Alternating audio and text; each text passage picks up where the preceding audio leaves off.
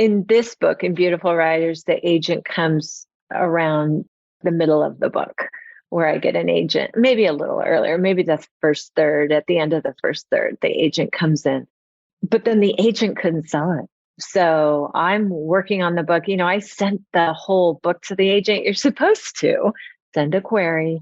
And if the agent wants to see the book, then you mail a proposal and some sample chapters. I did not do that. I just mailed 400 pages of a manuscript to an agent in New York, my only choice, just to one guy, breaking all the rules. And fortunately, he wanted it. But then he was like, okay, you need a book proposal. I had no idea what that was. I'd never heard of one. I wrote one, and then he started getting rejection. So it was a whole year process where I'm just in agony. It's the Inspiration Place podcast with artist Miriam Schulman. Welcome to the Inspiration Place podcast, an art world insider podcast for artists by an artist, where each week we go behind the scenes to uncover the perspiration and inspiration behind the art. And now, your host, Miriam Schulman. Well, hello there. It's Miriam Schulman, your curator of inspiration and author of the book Artpreneur, and you're listening to episode number 230. So today we're talking with Linda Sivertsen, who I met because I signed up for her book proposal course, and then we had a one-on-one session. And the reason she's on today is because she has written a book called Beautiful Writers. Before I introduce her and bring her on, I wanted to catch you up about what's going on with my own book. So as of today, I just finished recording this really incredible bonus. It's called Artpreneur Affirmations, and it's kind of like a potpourri. It's art journal meets inspiration meets business advice meets you just like to listen to me. I don't know. But basically, there's 12 videos. In each video, you get to watch me work on an art journal spread. Some of the videos, I give a little more technique than others. There's one video where it's all technique, actually. But for the most part, I give a little bit of technique in the beginning of the video.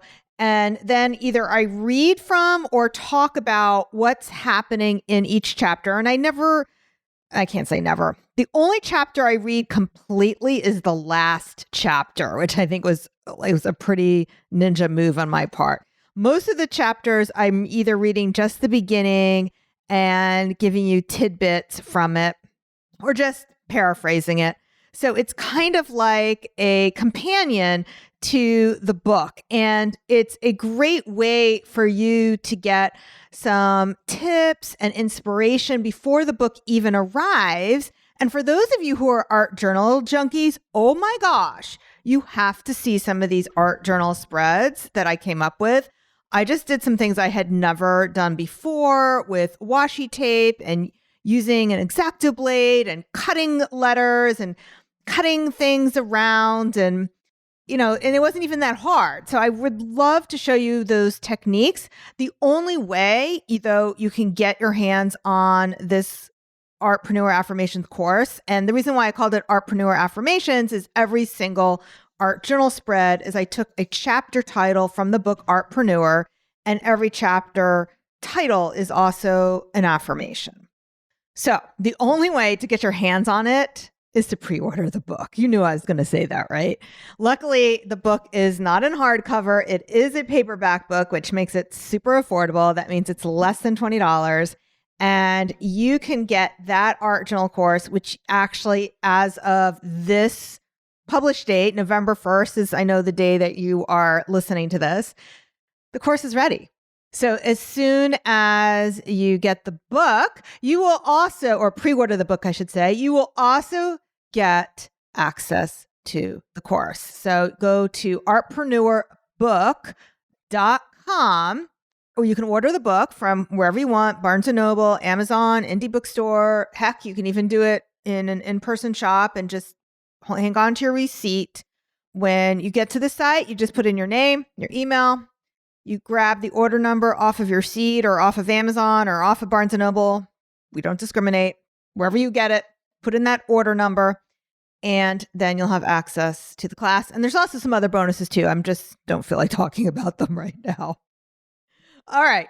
So without further ado, let's bring on today's guest. So I want you to imagine you're at a dinner party with some of the most successful authors of our time. I'm talking Elizabeth Gilbert, Terry McMillan, Deepak Chopra.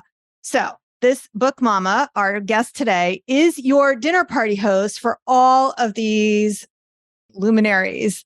As she shares her story of the many hilarious, outrageous, and practical things she did to launch her best-selling write career, your favorite writers are chiming in with their, oh my God, listen to what I did. So that's what her book is about that we're talking about today. Beautiful Writers, A Journey of Big Dreams and Messy Manuscripts with Tricks of the Trade of Best-Selling Authors.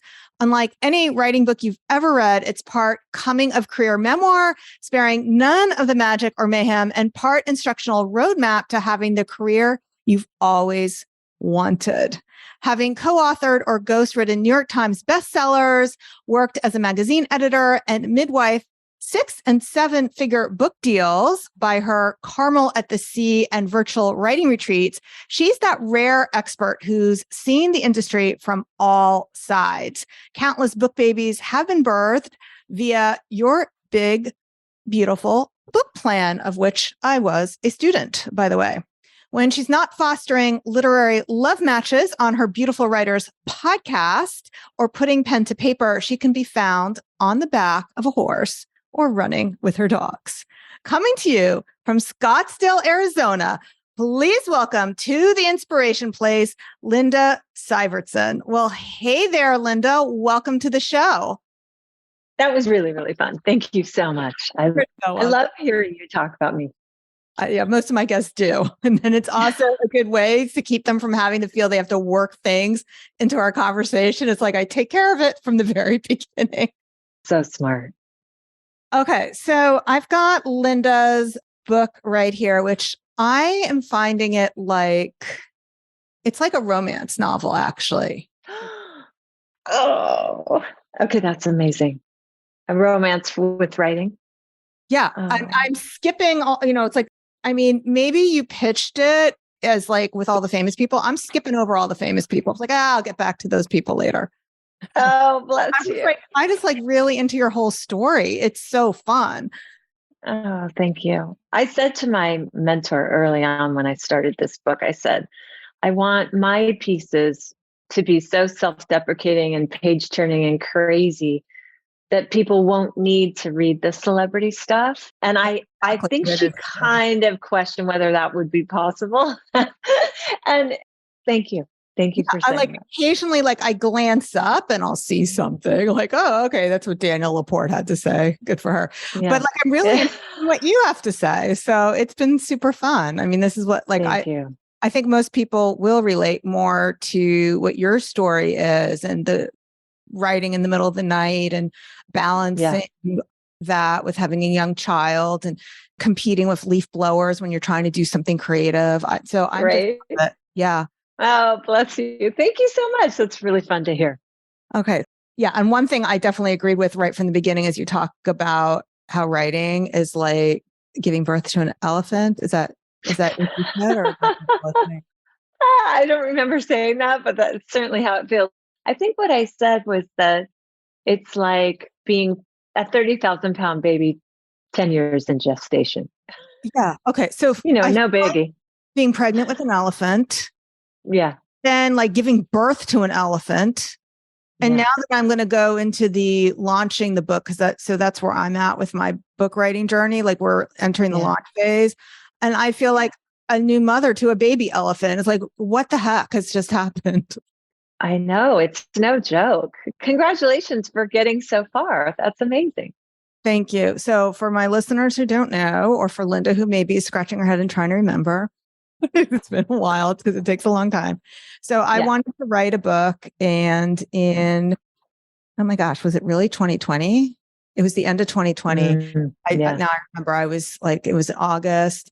I have this Facebook group with some of your clients in there, and somebody who was in that group was talking about her book proposal. And there were a few people saying, oh, you got to take Linda's course. So No. wasn't even part of the conversation. I'm eavesdropping.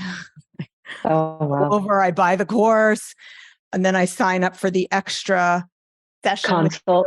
That's Sure. right. Because that was really what I was paying for in my mind. And I went through the course and I got halfway through my book proposal.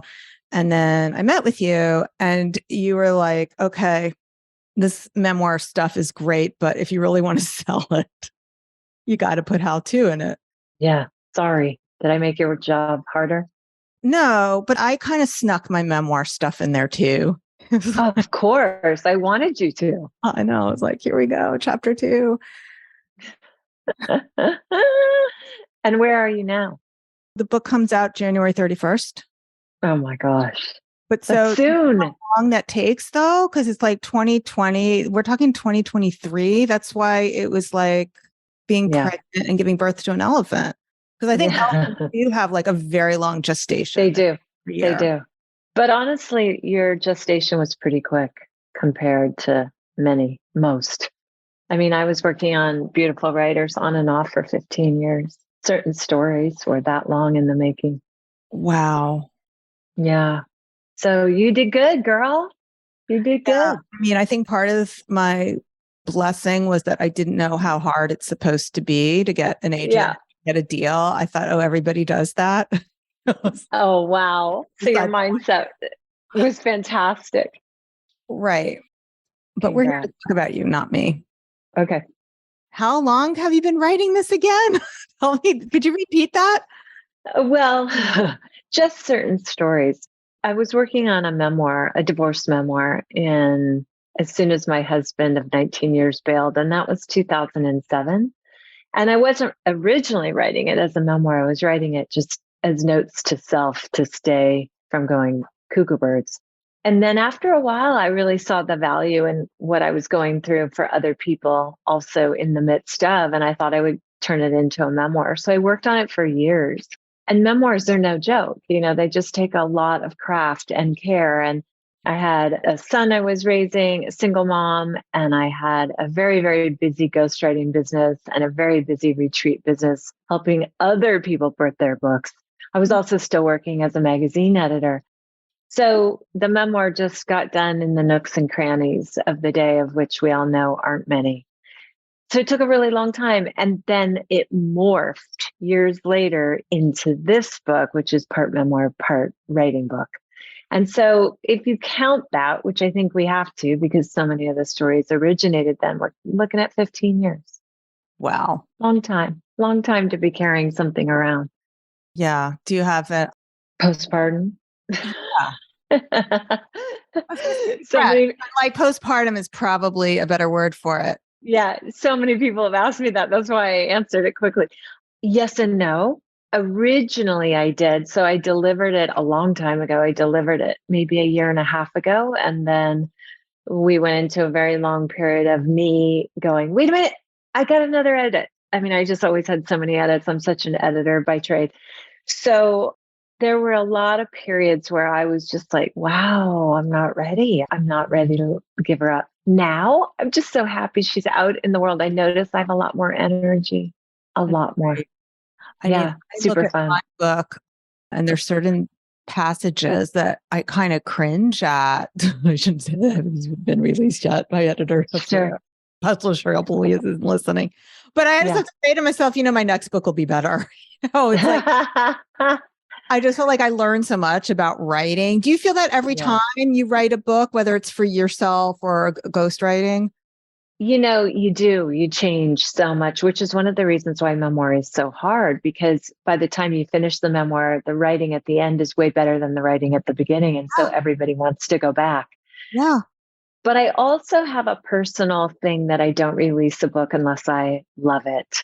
So I am one of those Hemingway-esque editors who edits every chapter 50 to 100 times. So when I release a book, I really can't think of how to make it better. And when I go back and I read it 5 years later, 10 years later, to me, it's still really beautiful. So I'm lucky in that I'm hard-headed enough and obsessive and OCD enough that I will not release a book until I have no more changes. which is a luxury. Yeah. That's And great. it'll drive you batshit crazy. But your publisher was willing to go along with that. I'm looking at who you published it with. Oh, I'm pretty sure they hated it. Like, they would say to me, okay, no more changes. And I go, okay. And here's 207 perfectly itemized for you. Yeah. But you know what? They love the finished product. So what are they going to do? Who are you going to blame? I don't know. What is the hardest part for you in the entire process? I mean, I'm suspecting you're going to say you love it all, but so if we talk about the parts, there's proposal. How would you actually, if we're going to talk about the different trimesters of this birthing of a baby, Yeah. you're a mama. Yeah. And if you were to describe what that pregnancy looks like and what the different stages are, can you do that? Great question. Yeah, I think there's that incubation stage where you get the idea and you're just walking around with it for a bit. Not everybody puts pen to paper right away. Sometimes it's just simmering, or it's a twinkling in the eye. I guess if you're going to talk about it in birthing terms, it would be the before conception. You're getting ready to conceive. It's a twinkle, and you're really ruminating with it. Back to being in love. This is like a romance, right? You're falling in love with the idea of the creative process. And then there's that you have the idea and you start to put pen to paper or fingers on keyboard. And that would be the inception stage, I guess. Fertilization, I don't know, so many different names we could call it. And then depending on who you are, that's either a fast or slow process. I take often years. When I was ghostwriting, I would write a book in 8 weeks or 12 weeks because you're contracted. I always did that. Always. My books were delivered in 12 weeks. And I was really good at doing that. But God darn it, is that hard? It's hard on your body. It's hard on your relationships. It's hard on your eyeballs. Like, oh God, no, do I never want to do that again. So I would far prefer to take years. The challenge with taking years, because then you start to write and then you rewrite and then you rewrite and rewrite some more. The challenge is, when do you know you're done? You could be pregnant forever. And a lot of people are. And those are the people that, I've known several people who have died, and on their deathbed, they were still talking about the book and lamenting it. And that's really sad to me. So how the hell do you get finished before that? I mean, to be honest, I think for me, writing during a global pandemic throughout all that, and also having had very early experience with my father died when I was 5 years old. So having a very experiences in addition, I had what I would call mortality motivation. Yep, me too. I always felt like, well, I could die next year and I want this published. I want this out. I want this out. I don't want to have a stillborn. I want to bring this out into the world. And just like our children aren't always perfect and we love them anyway. I love so true. Anyway. So true. I don't know how to have that mindset though, because my parents died when I was in my 30s. And to me, I felt like a midlife orphan was way too young, certainly not as young as you were. So, wow. And so I've always had like this really intense fear of time just slipping by, especially since there was a car accident with my grandparents where I grew up in the shadow of the accident where family members were killed. And so I always had that mortality clock ticking as a kid as well. And yet I'm so freaking stubborn when it comes to creativity that unless it's the book that I want out there for eternity, I will not release it. So it's a push-pull. There's the part of me where the clock is always ticking and the other part of me that's like, nope, not going to do it. So I take a chance. How was it with your first book? How long did it take you to write that one? It was 6 years. It was a long time. It's interesting. I have a big fear of early death, but an overall sense I'm going to have a long life. So I trust that sense. Some people don't have that sense. And my ex-husband always thought he was going to die young. He has not, but he always thought he would. So I think if I had that sense, I probably would have been more worried. Yeah, it's like my grandmother who lived to her 90s, who always thought she was going to die young. And wow. He didn't. That's amazing. So when you were writing that book, now this is the part that I did find confusing. It sounded like you had gotten a book contract in the beginning. Was that not true? Did I misunderstand that? Like, so when you were writing during those 5 years, you didn't have an agent or a publisher? No, Okay. no, I think the agent in this book, in Beautiful Writers, the agent comes around the middle of the book where I get an agent, maybe a little earlier, maybe the first third, at the end of the first third, the agent comes in. But then the agent couldn't sell it. So I'm working on the book. I sent the whole book to the agent. You're supposed to send a query. And if the agent wants to see the book, then you mail a proposal and some sample chapters. I did not do that. I just mailed 400 pages of a manuscript to an agent in New York, my only choice, just to one guy, breaking all the rules. And fortunately, he wanted it. But then he was like, okay, you need a book proposal. I had no idea what that was. I'd never heard of one. I wrote one, and then he started getting rejection. So it was a whole year process where I'm just in agony. As he's getting rejections. The rejections are totally all over the place. Like, some are saying the people Linda has interviewed are too famous. Everybody knows all about them. And then some people are saying the people in this anthology aren't famous enough. You need bigger names. So I just felt like it was so crazy making. And it took a long time. It took over a year of me revising, and chasing celebrities, which is part of the storyline, part of the tragedy and craziness of it that I think makes it funny. Yeah, it's beautiful. I really related to when you decided to move from the suburbs of Hollywood. Yeah. Because I made a similar move recently. I was living in Scarsdale, New York, and the suburbs I think would be peaceful, but the goddamn leaf blowers. I mean, like, right. A gardener, and it's like all day long, somebody else's is firing up. And now that I live in the city, it's so peaceful, like, which is crazy, Wow, no kidding. Well, I live in the back of a building on Riverside Drive. So, like, there's no neighbors. I mean, I face the back. And you go to the river. Yeah. Go to the river. Yeah. I heard you talking about your husband on the tractor. My husband has several tractors. That's his favorite thing in the world, is to be on the back of a tractor. Yeah. So we split our time between New York City, and we have a house where my husband gets to ride a tractor. So it's What does your writing process look like now, Linda? Because I'm only halfway through your book, and you had a 5-year-old son, and we're just grabbing time when you can. So now that your child has left the nest, what does your writing process look like now? Oh, it's so much easier. My God. I mean, it's just a world of difference. When you have a young kid, you're thinking, all right, I got to steal time wherever I can get it, right? You're always eyeing the clock or the door or something. But you also worry, or at least I did, about, is he going to write a tell-all one day saying that his mommy was absent? Because I think it's hard for kids when they see you there, but you're not available. It's almost worse than if you just had an office and you left, right? I think people in general, husbands, friends, sisters, partners, they all feel, kids, they feel more ignored if you're there and unavailable than if you're not there. Or at least completely disagree with that. Really? Yes. Since I walked away from my Wall Street job when my daughter was 18 months old. So since then, or whenever it was now, I can't remember the time. But I had my art business in my home, and I found that my kids really didn't care how much I paid attention to them. And even now, it's not how much they pay attention to them. They would like me in the next room, just miserable. Yeah. They want me there. My son did.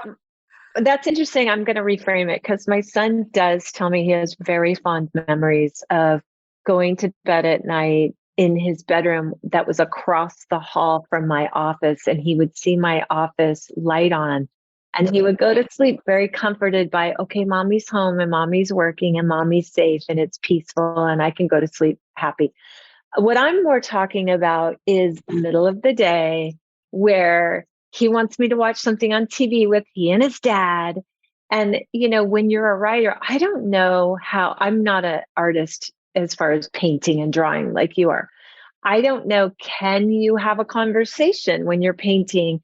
Because boy, when you're writing a paragraph and you're trying to figure out what that correlation is between the memory and the dream and the thing that actually happened, and you've been working on it for 4 hours and it makes no damn, like, forget trying to interrupt. It's hard. Yeah, no, So you tell me. For me, at least, it's the Yeah. same. My creativity, it doesn't matter whether it's on a canvas, Yep. on the page. It takes that introspection. I need to get out of my own head sometimes, Yeah. but not into somebody else's. Okay. Yeah. So I think it's both. I think you're right. I never missed a little league game. I never missed a tennis match. I never didn't cook lunch and dinner. Like, I was there. The house was always clean. There was classical music playing, like, big award for mom stuff, right? Always, the garden was always, there was always something growing to eat, whatever. I did it all. But he does remember me being unavailable. And that's hard. That's hard. And you're sure that's not your thought? He said that to you? No, he says it. He says it. But, juxtaposed with dad, who was a stay-at-home, mostly actor, who watched movies all day long. Like, they were buddies. They were pardsies. And now my son has actually started a business where it's been a startup and he's had to devote like 3 years full time. He's like, oh my God, Mom, I get it. I'm sorry. There's been some healing. He's like 24, 25. Is that 32? Ooh. 32.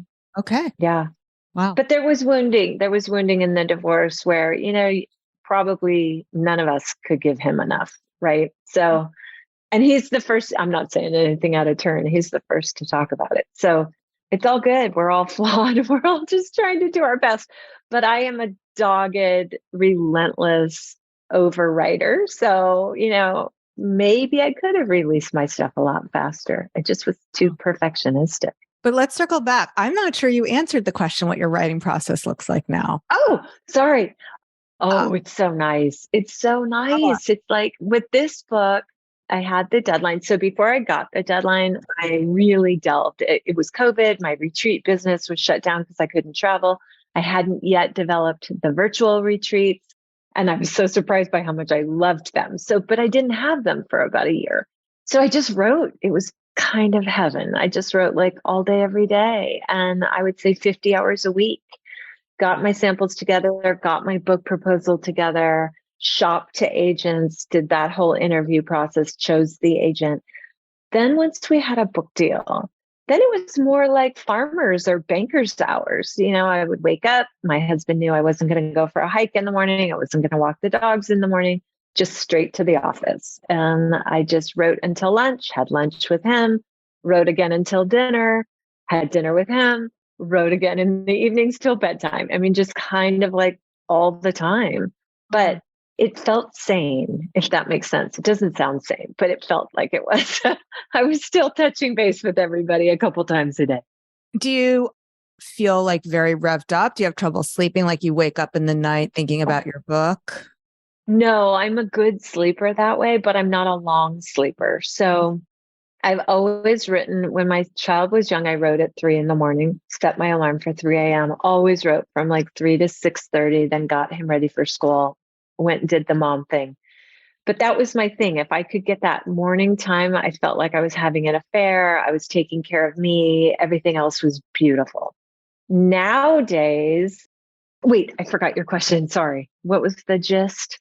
I know myself that when I work on my business, I'm an artist business coach. I do a lot of writing, not just for the book now, but since I wrote the book, I'm relying way less. Actually, not at all. I used to rely on the past on copywriters helping me. Now I'm like, yeah, I wrote a book. I can do this myself. So I'm like doing a lot of writing and I feel very revved up all the time. Right.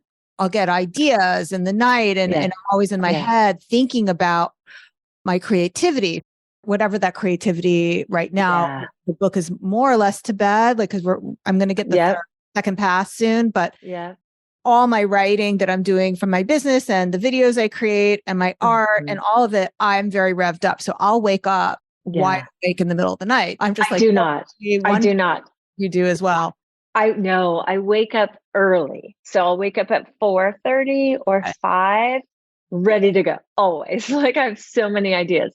And once I wake up, forget it. Like it's almost impossible to go back to sleep. So I just start. I love, love, love creating before the world wakes up. Now, do But I you don't wake up in the middle of the night. promise, or do you have some sort of routine to set that sacred boundary with your writing? I used to. I used to call it my bed office. So my husband used to go to work. He used to get up at around 4:30. He ran waste management in Southern California.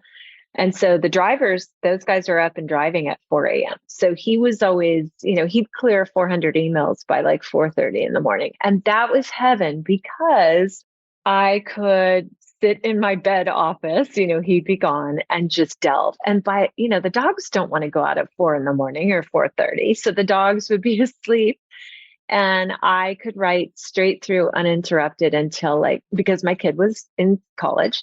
So I could write uninterrupted until about 8 o'clock when it was time to take the dogs out. So that was pretty freaking amazing. And actually, a lot of the book that you're reading was written in those hours. Not anymore. Now what happens is I'll still wake up around 5. If I can, I'll write for about an hour in bed before I get up. But then once I get up, man, we have 8 dogs, we have 5 horses. One of our horses is pregnant. Like there's so much going on. We're hiking, it's a lot harder, even though it's a lot easier without the kid. I just have to figure out the hours and then I can get back to the office. But it's not that bed office, juicy, quiet time in the morning. My husband's retired and he's home and ready to hike or ride horses or whatever. Okay. Still sounds nice. It is nice. Like the outdoors helping you. Yeah. Yeah, it's nice. Okay, so we're going to wrap up soon, but I wanted to make sure everyone knows about your book proposal course. So before we talk about that, though, so I just want to share something for the listeners who may not know. So in 2020, in the beginning, I decided I wanted to write a book. And it was towards the end, towards the end, I think I found you like in August of that year. I heard Gretchen Rubin say, "Oh, if it's nonfiction, you don't have to write the book. You write a book proposal." Right. And I was like, really? I'm off the hook. I know. I'll just write a proposal and then I will send that out. So that's where Linda came in, by the way. It was like, okay, here, this is how you write a proposal. So could you tell our listeners what that's about and how they can learn more about your book? Sure. It's really the book about your book, right? So business plans are the precursor to starting a business. You don't build a house without plans, without a foundation. And publishers are the same way. Actually, a publisher doesn't want to publish a book without a proposal where they can see kind of the business plan, the layout of the entire thing, and including things like who are you and why are you the person to do it? And what are your marketing ideas and yada, yada. And so there's this whole industry of book proposals. And I just happen to be one of those freaky, weird people who just loves the selling process. I love book proposals. I can be intimidated by all sorts of things in life, but I'm not intimidated by this thing that most people are. So I've just had really a lot of luck with it over decades, helping people write book proposals that got them nice big advances, because that's the idea behind it. You don't waste years writing a book. Not that it's ever a waste, but a lot of people don't want to take the time to write a book and then have it rejected. So the idea is you write the business plan about the book, see if you can sell it. Then they'll give you money to go sit on your ass and get it done. And I think you found me with Book Proposal Magic, which is a course that I teach. Yeah. Yeah. And if people don't want to do it that way, are you going back in person with the Carmel by the Sea with all the Carmel? Oh, I love my Carmel writing retreats. Yes. In 2023, maybe I'll do one. We'll see. But I do virtual now. I have one in December coming up and they're really intimate. They're only 5 people. So they're super hands-on. I still help people get literary agents. It's just like going to Carmel with the ocean. But I'll start those up again in 2024 for sure, in person. Fantastic. Okay. So we will include the links to all those places, Linda's website and her book proposal course. And you can find out about any retreats, and the show notes are schulmanart.com/230. By the way, don't forget, if you want to get your hands on the Artpreneur affirmations, art journal inspirational artpreneur, whatever I'm calling it, class, head on over to artpreneurbook.com. Pre-order the book Artpreneur, enter your name, email, and order number, and you'll get instant access to the Artpreneur Affirmations class. And that's the only way you can get this class. Normally, I would charge several $100s for a class like that. But for you, totally free bonus when you buy the book. Yeah. All right, Linda, do you have any last words from our listeners before we call this podcast complete? Oh, the one thing that people keep telling me they leave with the book, with Beautiful Writers, is the idea that I say over and over in the book, which is, if you have the ache, you have what it takes. So it doesn't matter if you have the schooling, it doesn't matter if you have the money, it doesn't matter if you feel insecure, if you were bullied for being stupid, which I was, like on and on, none of that matters. If you have the ache, trust it. Something's talking to you, your muse, your God, your higher self, your joy. Something knows what you need to be doing, and trust it. It's magic. I love that. It's a beautiful place to stop. All right, Linda, thank you so much for being with me here today. I had a blast. Thank you, Ladbug. All right. So thank you, everyone listening. I'll see you the same time, same place next week. Stay inspired. Thank you for listening to the Inspiration Place podcast. Connect with us on Facebook at facebook.com/SchulmanArt, on Instagram @SchulmanArt, and of course on schulmanart.com.